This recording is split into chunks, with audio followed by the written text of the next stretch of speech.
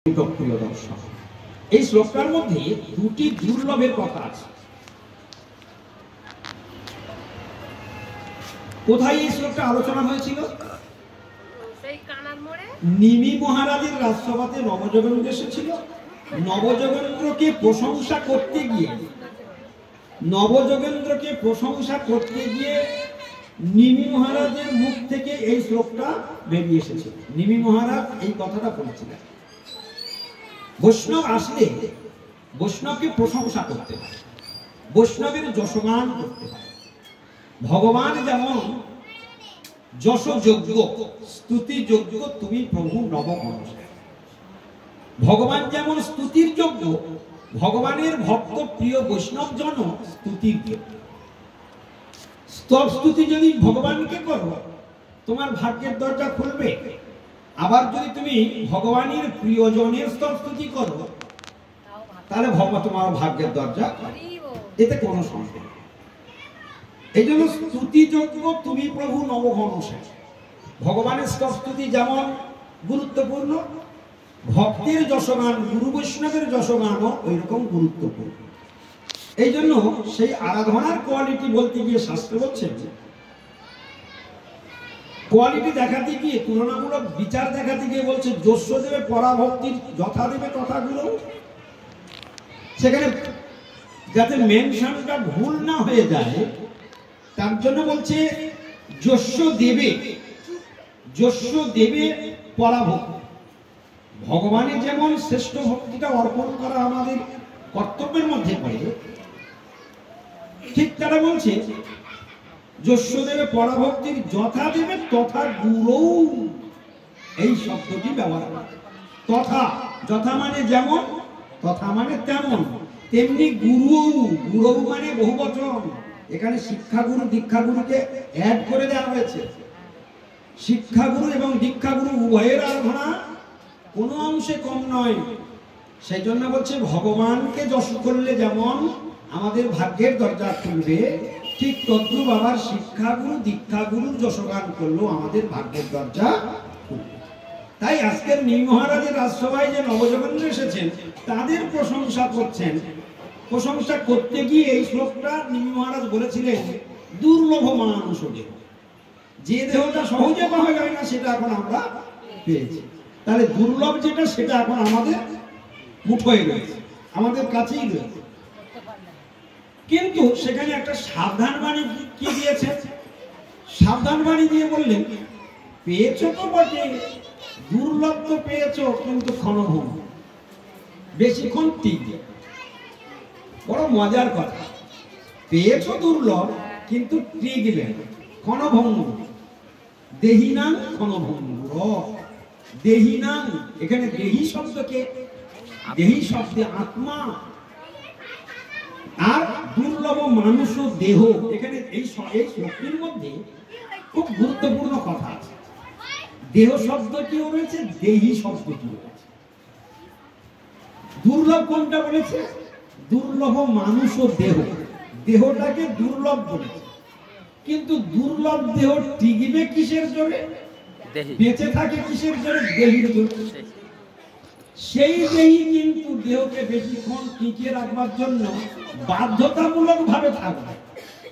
আশ্চর্য কথা, দেহি কিন্তু বাধ্য নয়। দেহি কারো বাধ্য নয় যে যতক্ষণ পারবে তাকে আটকে রেখে দেবে, এটা হবে না, ক্ষমতার বাইরে। দেহি অর্থাৎ আত্মা।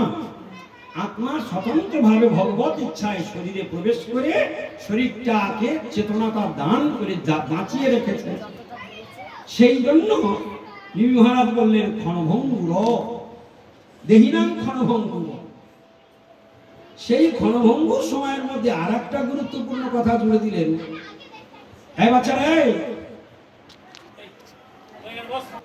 অর্থাৎ ওই আত্মারা, ওই আত্মাগুলো যে দেহিনাং বহুবচন, অর্থাৎ এই সংসারে যত মানব শরীরে যতগুলি আত্মা রয়েছে, তারা কিন্তু যে কোনো মুহূর্তে, দেহ থাকলেই তো স্বামী থাকবে, স্ত্রী থাকবে, পুত্র থাকবে, কন্যা থাকবে, বাবা থাকবে, মা থাকবে, একটা জড়জাগতিক সম্পর্কের মধ্যে সবাই আমরা আবদ্ধ হয়ে থাকবো।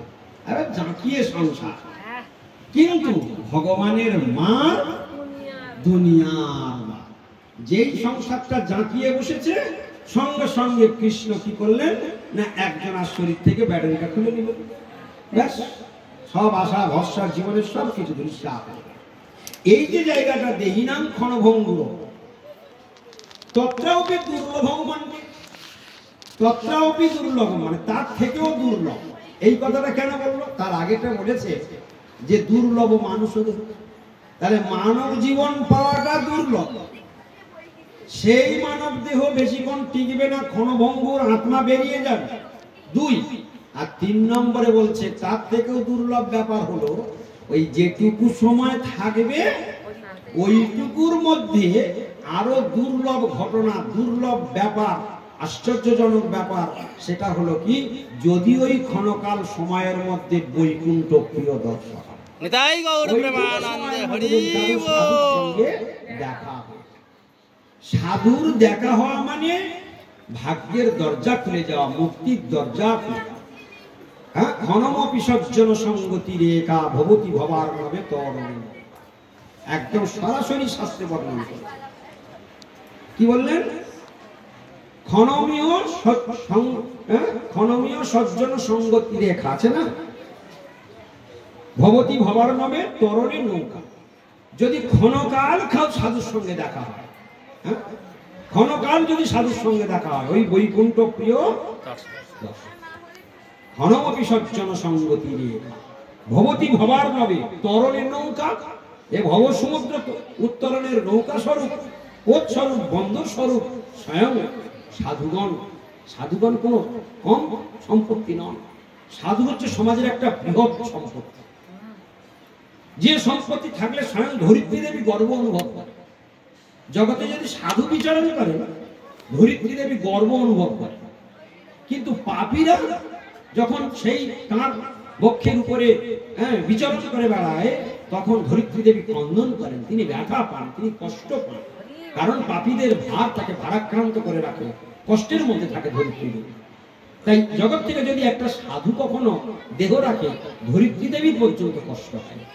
আমরা কাঁদি না, একজন সাধু চলে গেলে আমরা সাধুর মর্যাদা বুঝি না, তাই কাঁদি না।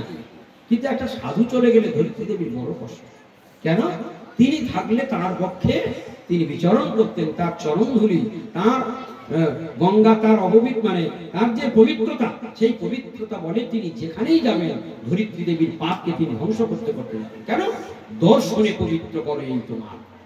উনি যেখানে যাবেন পাপীদেরকে দর্শন দেবেন, পাপীরা পাপ ধৌত হয়ে যাবে, আর আমার পাপের ভার হালকা হবে। তাহলে সাধু বেঁচে থাকলে ধরিত্রী দেবীর লাভ না লোকসান? লাভ। দর্শনে পবিত্র করো এই তোমার গুণ। সাধুর এত ক্ষমতা রয়েছে। তাই এই যে কপালে তিলক, এই কোনো সাধারণ জিনিস, কেশবের মন্দির। বৈষ্ণব কেন এত মাহাত্ম্যপূর্ণ? তার 12টি অঙ্গে 12টি মন্দির রয়েছে, দ্বাদশ ভগবান বিরাজমান রয়েছেন। সেই দ্বাদশ মন্দির যুক্ত, দেব মন্দির যুক্ত স্বয়ং বৈষ্ণবের শরীরটাই স্বয়ং মন্দির স্বরূপ, স্বয়ং বৃন্দাবন স্বরূপ, চলন্ত তীর্থ স্বরূপ। বৈষ্ণবের শরীরটা হচ্ছে চলন্ত তীর্থ। বৈষ্ণবের শরীর হচ্ছে চলন্ত তীর্থ।